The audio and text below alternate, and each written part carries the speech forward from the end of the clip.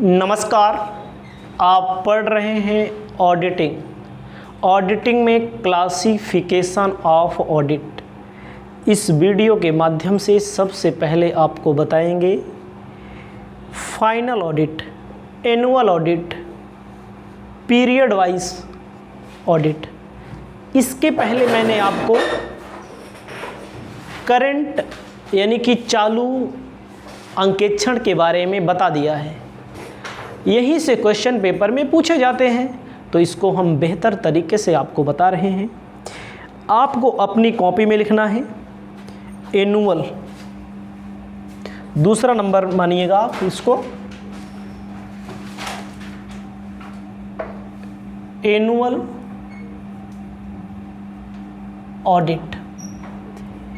Annual के अलावा इसे हम कहते हैं फाइनल ऑडिट। इसको पीरियड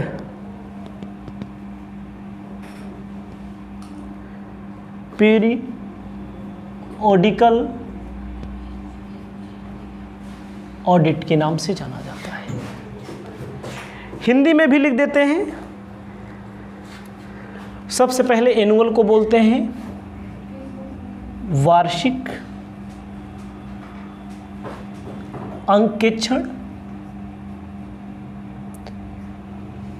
इसको कहते हैं अंतिम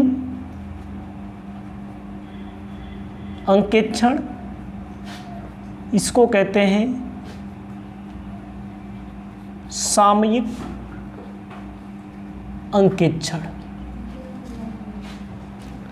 ध्यान दीजिएगा, हमारे द्वारा बताए गए सभी पहलुओं को। ऐसा ऑडिट जो वर्ष के समाप्ति होने पर होता है, ऐसा अंकेक्षण फाइनल ऑडिट किसे कहते हैं? Annual audit, final audit, periodical audit. ऐसा ऑडिट जो अकाउंटिंग ईयर समाप्त होने के बाद प्रारंभ होता है, उसे हम कहते हैं,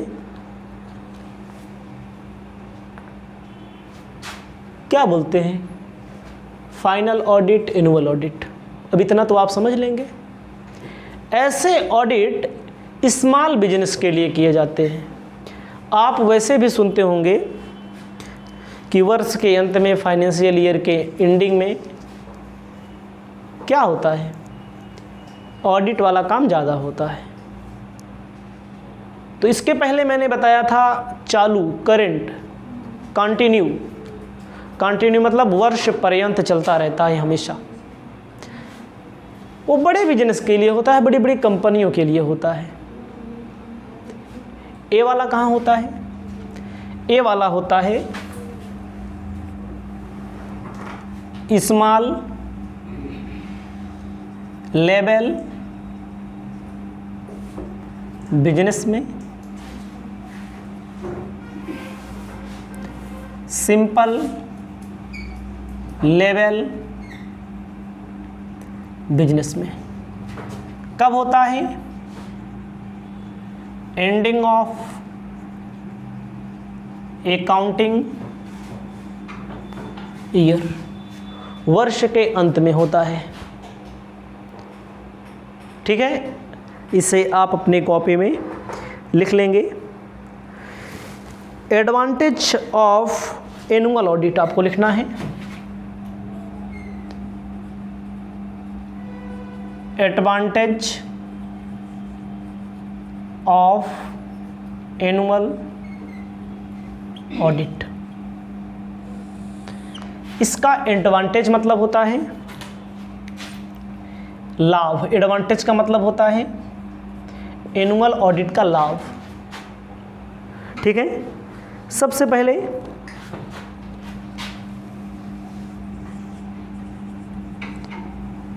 इकोनॉमिकल, मितव्ययी। क्या होता है? इकोनॉमिकल, मितव्ययी। इसका मतलब होता है इसके अंतर्गत एक ही बार समस्त अकाउंटिंग की जांच होती है। ध्यान दीजिएगा, मितव्ययी का मतलब होता है यहाँ पर एक ही बार, इकोनॉमिकल मतलब जांच होती है, इसमें समय की भी बचत होती है और श्रम की भी बचत होती है। ठीक है, अगर आप एनुअल ऑडिट कराएंगे तो इसमें पैसा भी कम लगता है, कॉन्टिन्यूअस ऑडिट की तुलना में पैसा भी कम लगता है। ठीक है, दूसरा आपको लिखना है टाइम शेविंग,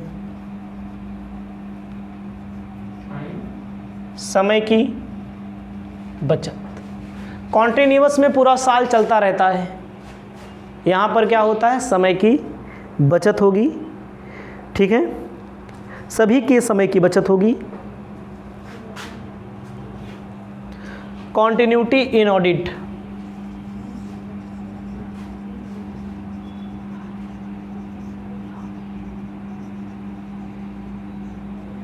कॉन्टिन्यूटी इन ऑडिट में अंकेक्षण में सततता,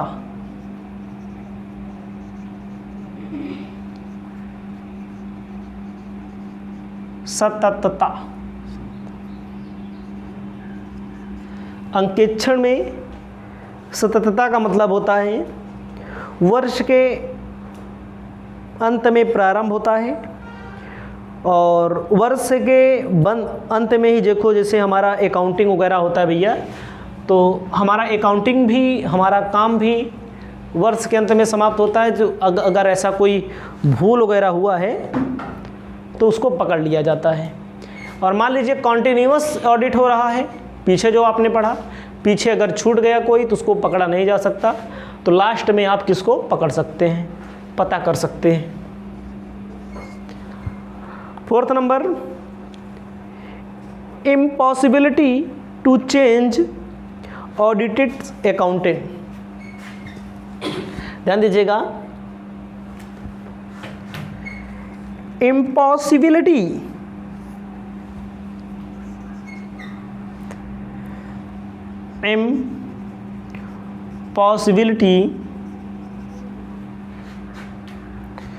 टू चेंज ऑडिटेड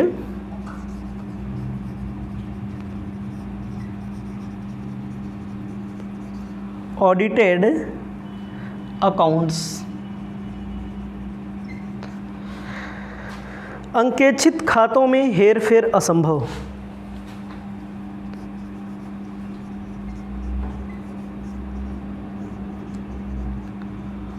खातों में हेरफेर असंभव। अगर जो डाटा जो चेकिंग किया जाता है उसमें हेरफेर जो होती है असंभव होती है। भाई लास्ट में कहाँ से हेरफेर होगा, कहाँ से डाटा गलती होगी। ठीक है, ठीक है।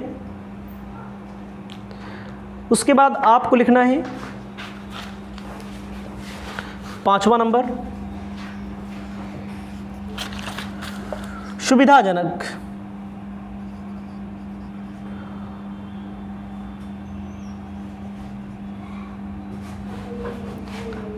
कॉन्वीनिएंट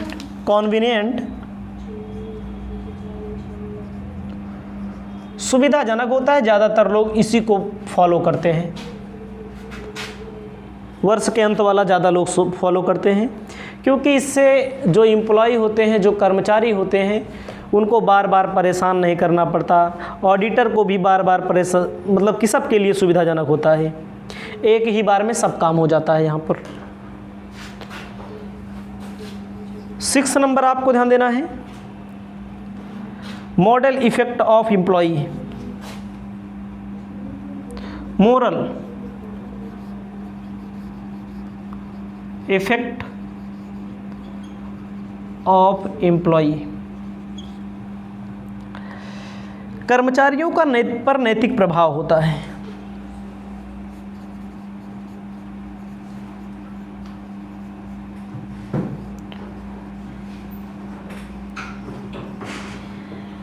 कर्मचारियों पर नैतिक प्रभाव का मतलब क्या होता है? जो एम्प्लॉय काम करते हैं, जैसे कहते नहीं रिश्तेदार रोज़ रोज़ आएंगे, पर डे आएंगे, तो इज्जत नहीं होती। तो उसी प्रकार अगर ऑडिटर पर डे आएगा, एम्प्लॉय की उससे मिलते रहेंगे, जुलते रहेंगे, तो उसका उतना प्रभाव नहीं पड़ता एक दिन ना। लेकिन कभी कभी आएंगे तो अचानक में आएंगे, तो उसके दिमाग में रहता है मान लीजिए कभी आ गए तो समस्या खड़ी हो सकती है। तो इस चीज़ को भी ध्यान देना पड़ता है, ये भी प्रॉफिट है। Work is done in time, work is done in time. जो समय है, कार्य का समय पर समाप्त होना। जो काम होता है, कार्य का समय पर समाप्त होना। जो कार्य होता है वो समय पर समाप्त हो जाता है। ठीक है। Audit work lace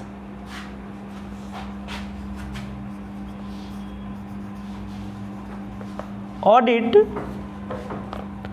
work less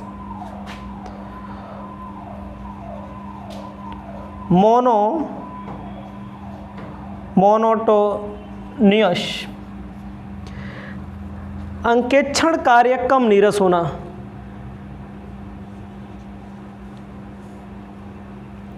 इसका मतलब होता है जो ऑडिट का काम होता है कम नीरस होता है, का मतलब ठीक ठाक होता है, सावधानी पूर्वक काम किया जाता है, इसमें लापरवाही नहीं की जाती है। ठीक है, ठीक है।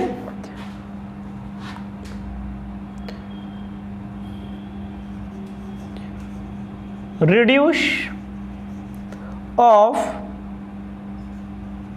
फ्रॉड। फ्रॉड का मतलब कपट की कम संभावना।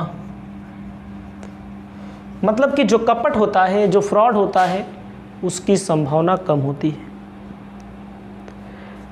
Advantage to the auditor.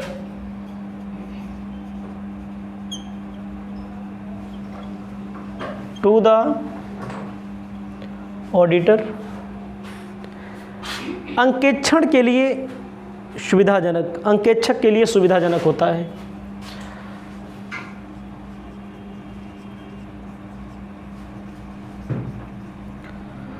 सुविधाजनक, उसे पर डे या महीनवारी, मतलब हमेशा आना नहीं पड़ता और एक ही बार में आएगा। जो भी इन्फॉर्मेशन होगी एक ही बार में प्राप्त कर लेगा और अपना काम करके वो अपना चला जाएगा। जहाँ लाभ है वहाँ दोष भी है। इसका दोष डिसएडवांटेज आपको बता देते हैं। आपको ध्यान देना है एनुअल ऑडिट का डिसएडवांटेज मतलब होता है दोष। डिसएडवांटेज क्या है, दोष क्या है? सबसे पहले आपको ध्यान देना है लैक, पहला of intensive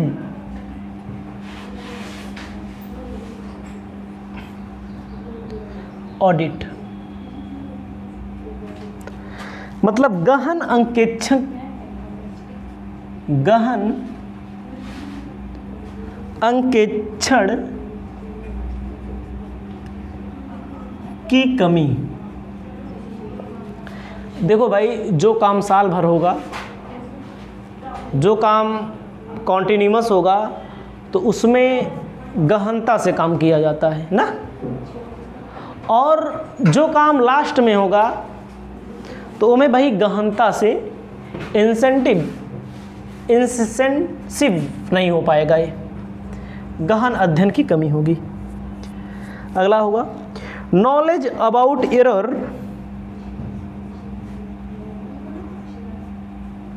knowledge about error and frauds or obtained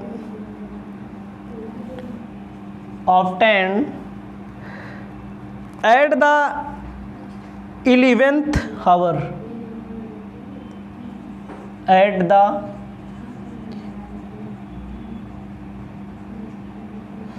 ध्यान दीजिएगा, जो गलती होगी, जो फ्रॉड होगा, त्रुटियों व कपटों की जानकारी अंतिम घड़ी में होना। त्रुटियों व कपटों की जानकारी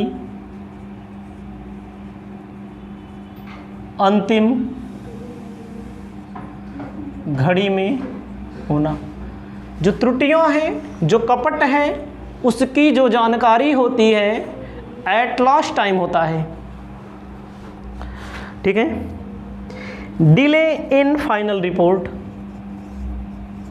डिले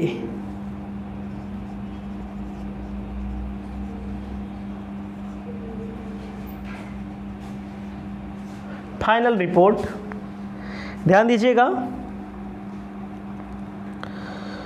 प्रतिवेदन, वार्षिक प्रतिवेदन में विलंब,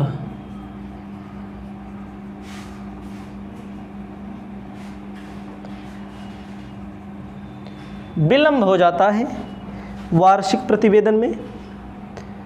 ठीक है। उसके बाद आपको ध्यान देना है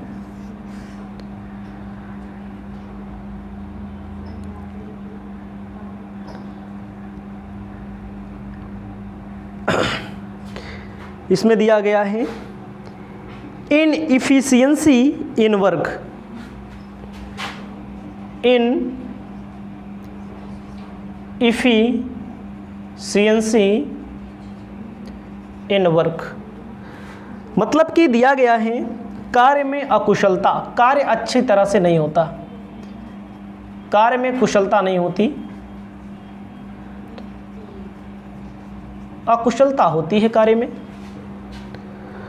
उसके बाद बहुत सारी चीज़ें होती हैं, ये महत्वपूर्ण आपको लिख लेना है। उसके बाद एक आपको मिलता है कौन सा, समझ रहे हैं, तीसरा, अंतरिम ऑडिट।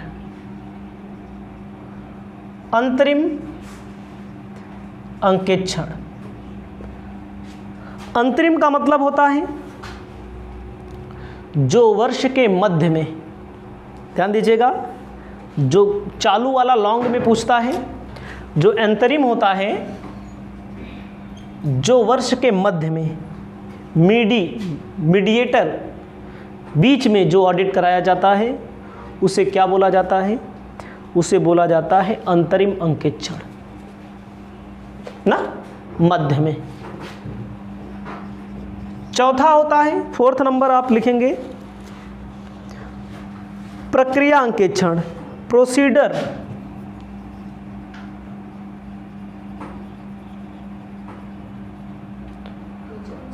प्रक्रिया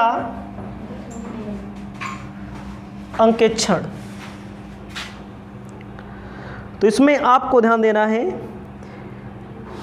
यह जो ऑडिट कराया जाता है, ठीक है, लेखा पुस्तकों के लिखने की प्रणाली की जांच कराई जाती है। जो अकाउंटिंग बुक है,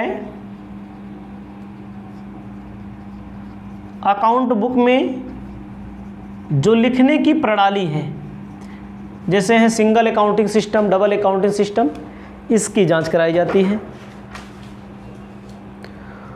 उसके बाद स्टैंडर्ड ऑडिट,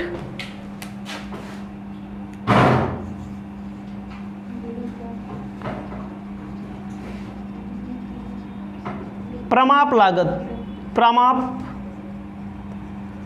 अंकेक्षण। इसमें प्रमाप में आपको ध्यान देना है टेस्ट किया जाता है, टेस्टिंग की जाती है। प्रमाप में पूरे का नहीं जांच कराया जाता, किसी विशेष आइटम का जांच कराया जाता है। ध्यान दीजिएगा, किसी विशेष आइटम्स की जांच कराई जाती है, इसको आप ध्यान देंगे। उसके बाद छठवां, आकस्मिक ऑडिट। आकस्मिक ऑडिट मतलब आकस्मिक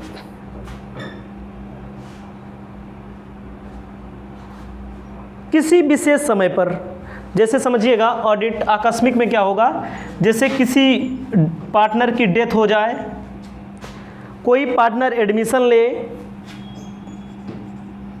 समझ रहे हैं, एडमिशन ले और गुडविल मालूम करना हो,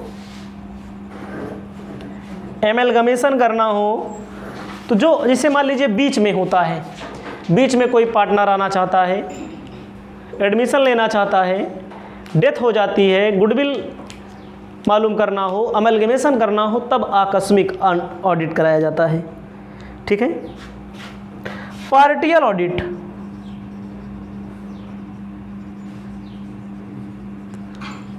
आंशिक अंकेक्षण।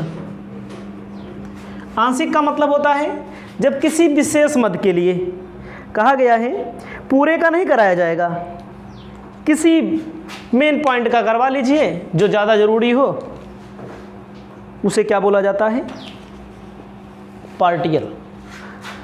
उसके बाद दिया है कॉस्ट ऑडिट।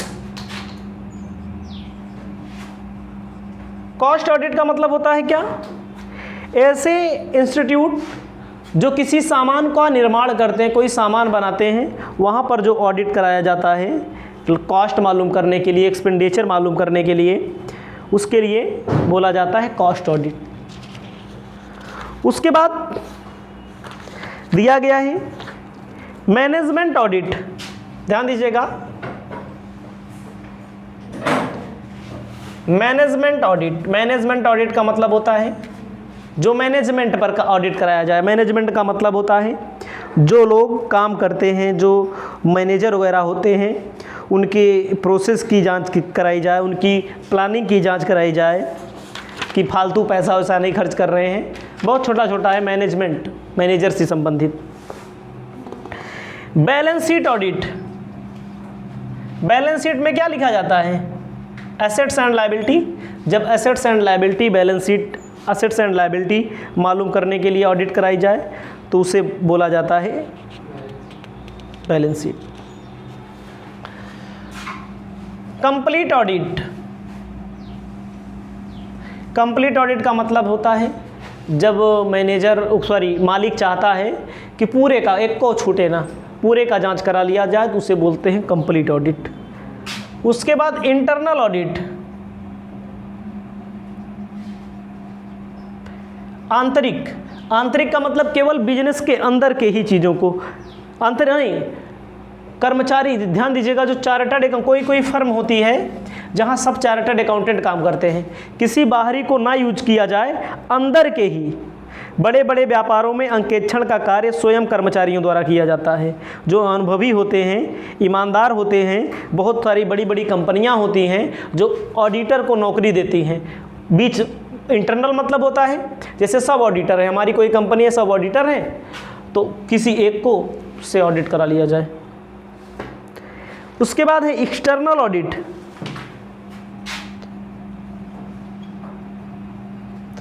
एक्सटर्नल मतलब होता है जो बाहर को, अंदर वाले पर विश्वास नहीं है, बाहरी को किसी को लाया जाए, उसे बोलते हैं एक्सटर्नल ऑडिट। उसके बाद आपको ध्यान लेना है कैश ऑडिट। जब केवल कैश का जांच कराई जाए उसे बोला जाता है कैश ऑडिट। ये टॉपिक आपका समाप्त होता है, इसके बाद और भी टॉपिक आपको बताएंगे।